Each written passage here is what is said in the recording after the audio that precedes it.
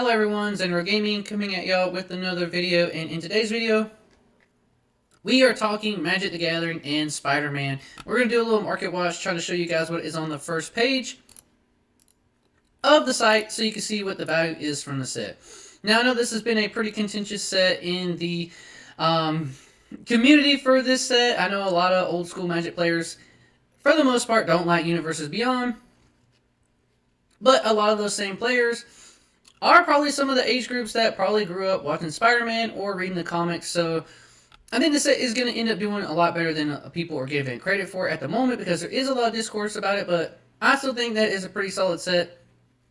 There's some value in the set as long as you hit some stuff on the high end. But if you're a Spider-Man fan, just be happy. Don't let anyone else get you down, because that's what gaming is all about at the moment anyways, right? Like, have fun, play the cards you want to play. Don't let anyone, hate on you. I've seen a lot of stuff in the community of people in Magic in general kind of making other people feel a little upset about liking something with all the Universes Beyond stuff. I love Universes Beyond. I wouldn't be playing the Magic trading card game without Universes Beyond, right? But all that out of the way, let's talk about some of the prices of these cards. Obviously, the high-hitting cards is going to be the Soul Stone, Cosmic Foil, and Borderless. Those are insane. We were lucky enough to have one of the guys at our shop pull the Borderless Thanos version of the card, being one of the hugest hits at a market price of 17, lowest listed 15.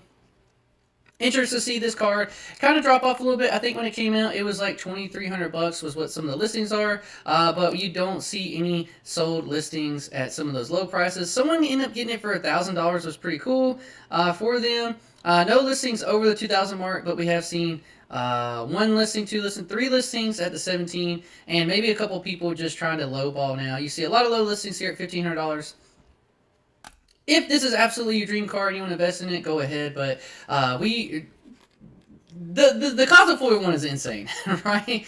But this is obviously the high end. You have all your different arts of the Spectacular Spider-Man. The other 8-arm version is the highest one of all those different versions, but close behind it is also the Fantastic Four, like bag face Spider-Man, the Venom Spider-Man, all these other different Spider-Mans, also some decent value. So outside of these crazy cards that you can hit, what is the most expensive card in the set that you can get?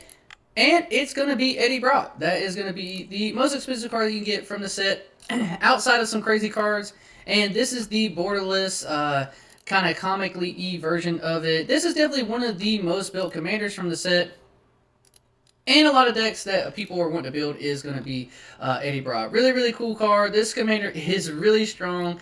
And the card looks absolutely insane. You can see a sold listing at $300. Big feels bad to a lot of people who bought it in these prices.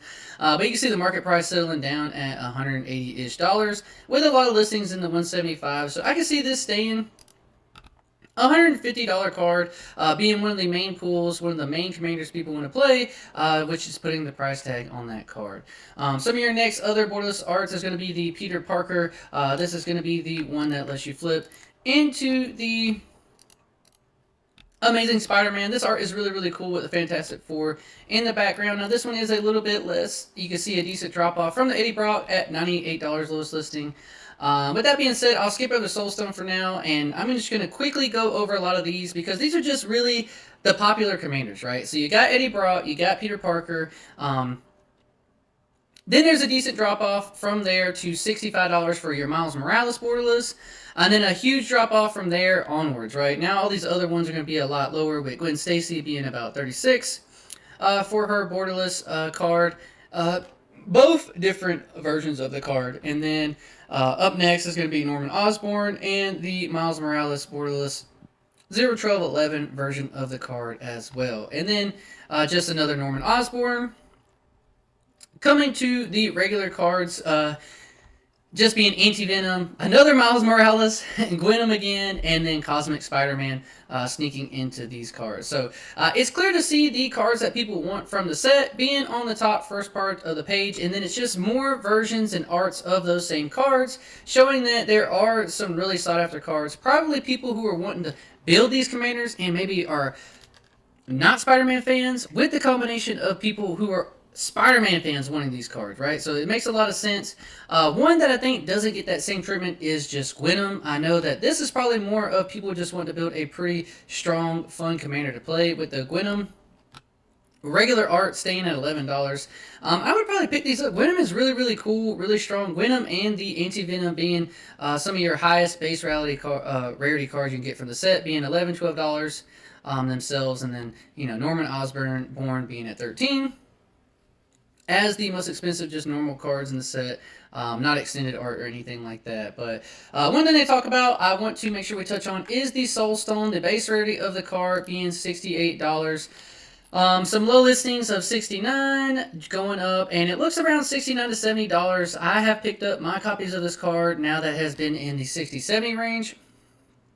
You can see it starting out at $70, jumping up to $120-ish in value. A lot of copies sold at $125. Bottoming out at the low, kind of 90-ish, going back up to 100, and then now, just a lot of people trying to come off the card. A lot more people are opening up the play boosters for this set, so this card is going to get pulled more often. I would say that a safe bet for this card is to stay around maybe Buster Sword level. If you can go to the Buster Sword from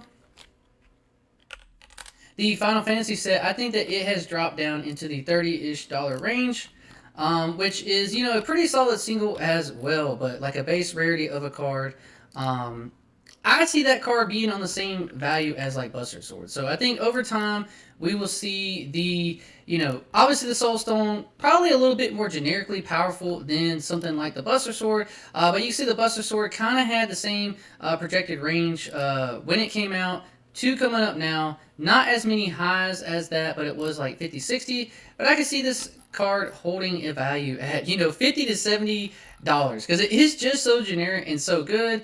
And more people are going to want to put this in every single black deck. Every deck that has black can throw this card in it and get value from it. I think it's going to be something similar to also like the One Ring, where you're going to play a card like that in generic. I know I just brought the Buster Sword because I realized the price had been dropping on it, even though it was like 60, 70 on release. But I do think that if you pick this card up, find somebody that wants to sell it to you $50. I think you can't complain about it because it is that powerful of a card. And you're going to see people play it more and more because it's just so generic. But that is a rundown of the set. Kind of a little market watch for you guys. I do think that there's value in the set. And if you love Spider-Man and it's getting you into Magic the Gathering, please just have fun with the game. Don't listen to other, grumpy old Magic players telling you that Universes Beyond is ruining the game. I have a couple buddies who are only getting into the game just because of Spider-Man, and I think more people playing a game is always a good thing, and I'm happy to see so many people happy to see some of their very iconic comic characters in Magic the Gathering, and now they get to play with them, and that's a great feeling for them, right? I remember how excited I was Final Fantasy came to the game, and I'm glad other people get to share with Spider-Man. But leave in the comments down below what you guys think of this video, what you foresee being a good card out of Spider-Man. I want to know what your favorite card is. I'm pretty generic. Mine's Eddie Brock. That's who I was probably going to build a commander. I still yet to build a Spider-Man commander, but it's probably going to be Eddie Brock now that one of my buddies let me get a copy of it. So I'll have fun with that. But don't forget to leave the video a like and subscribe to the channel. I'll see you on the next one. Peace.